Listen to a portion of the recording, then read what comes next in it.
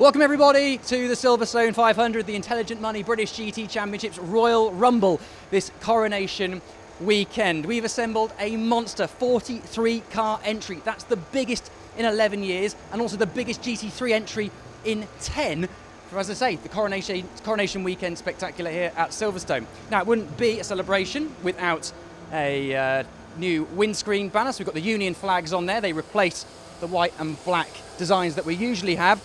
You can tell the difference between GT3 and GT4 this weekend by their headlights, yellow for GT4. You're just looking at the orange JMH McLaren. We're going to try and go through the entries as quick as we can. As I say, there are 43 of them, so it could take a while. On to Team Parker Racing, the full season GT4 entry there, featuring Zach Meakin and Dan Vaughan, but there are two very special GT3 entries for Team Parker this weekend, and they are two different specs of Porsche. The 991.2 911, that was the previous generation car, featuring, amongst others, Charles Bateman, who was a 2012 Silverstone 500 winner, but also the brand new 992 spec 911. You'll notice the familiar SD livery of Scott Mulvin and Nick Jones. They have been racing the previous generation car for the last 2 years, but they're making a one-off British GT entry with the new car. They are racing in Le Mans Cup this year. Right, on we go, and a quick look at the R Racing Aston Martin, one of two GT4 Vantages this weekend. Josh Miller and Seb Hopkins didn't quite get the start they wanted at Alton, but they're certainly going to be in the mix come Sunday. Rain starting to fall, wouldn't be a Silverstone weekend without a bit of rain at some point.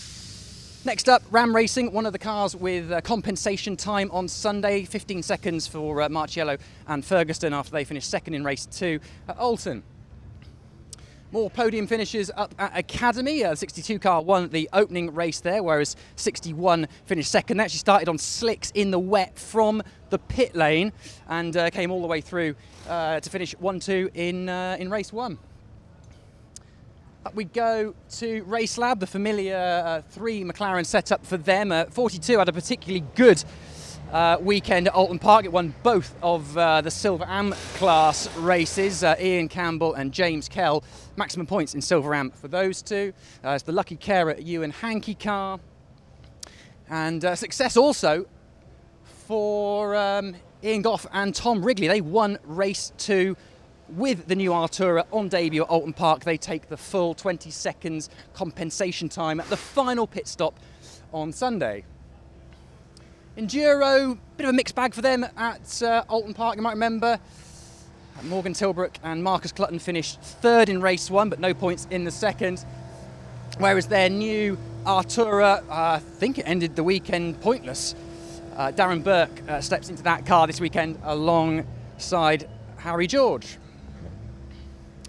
ABBA, another team that didn't have the best of weekends at Alton Park, but was certainly fast enough to get a result.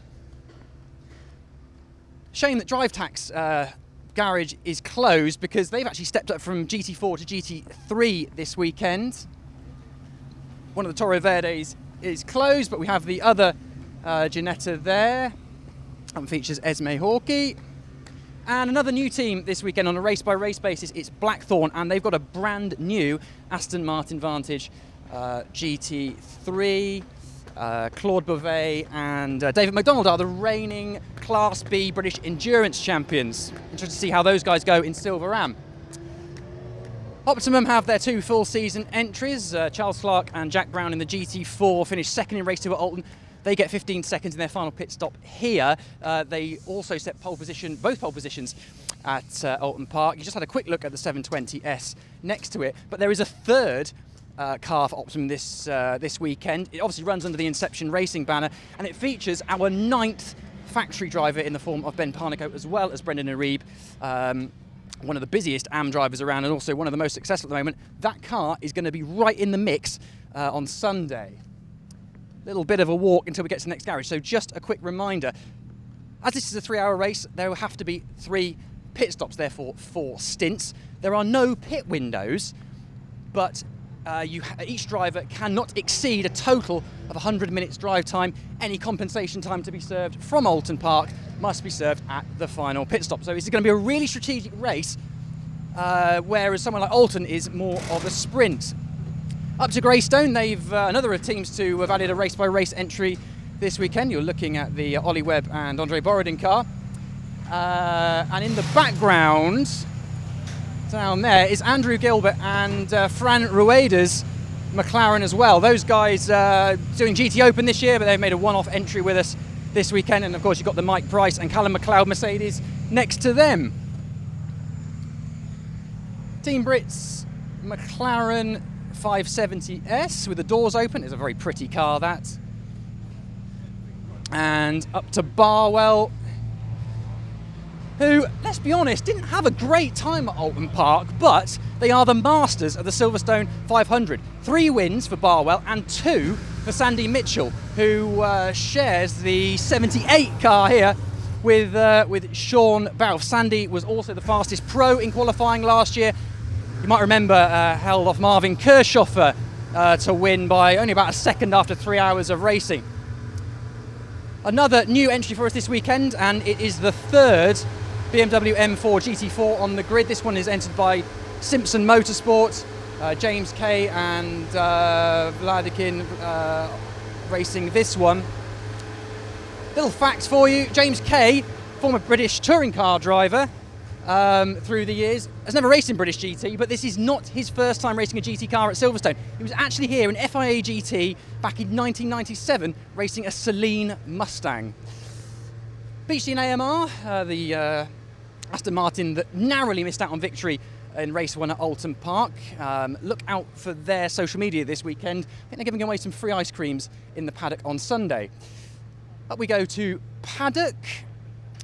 2 McLarens for those guys, obviously the Artura there of Tom Rawlings and Kavi Jundu, and the 720S, which has been upgraded to Evo Spec this weekend. All 720Ss racing with Evo Spec. That is Mark Smith and Martin Plowman. DTO, good start for those guys at Oulton. Aston Miller and Josh Rowledge went very well indeed. They're right in the thick of the GT4 Championship battle. Top 4 crews covered by 1 point after the first 2 races. Garage 59, they were 3rd, weren't they, at the second race at Oulton Park, so 10-second compensation time for those guys. That's Kirchhoffer and West in their final pit stop on Sunday. Those guys finished 2nd here last year. Also got the Sky Tempesta car that runs out of the Garage 59 garage. That one is Z and Frogger, isn't it? They're 2nd in Silver Am coming into this. One Motorsports Zach Speed liveried Mercedes is next along. Ed McDermott and Mikey Broadhurst, who is a bit of a specialist around here. Broadhurst, be interesting how he goes in pro qualifying. Sadly, the DK car that won opening race at Oulton isn't there. Johnny Adam might remember won on his 100th appearance in British GT. No success penalty for those guys in race 1, unlike the second 2Cs car, Jules Gounon and Ian Loggy. They won race 2 at Oulton Park. They therefore must serve the full 20-second compensation time in their 3rd mandatory pit stop this Sunday. Almost at the end. And we move on to Century, which is going to slalom through some tyres. Sadly, not all of Century's cars are here, just 2 of them. Carl Cavers and Lewis Plato.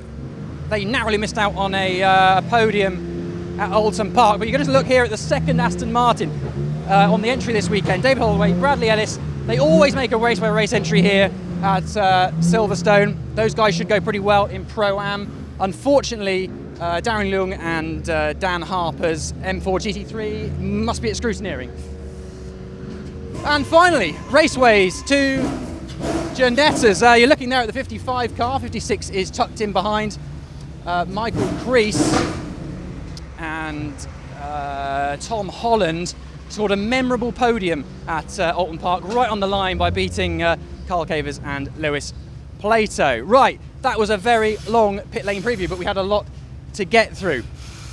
It all starts tomorrow with qualifying. That's live on GT World, followed by warm-up and the race, also live on GT World on Sunday. And of course, if you would prefer, the race is also live on Sky Sports F1 You can also get tickets on silverstone.co.uk.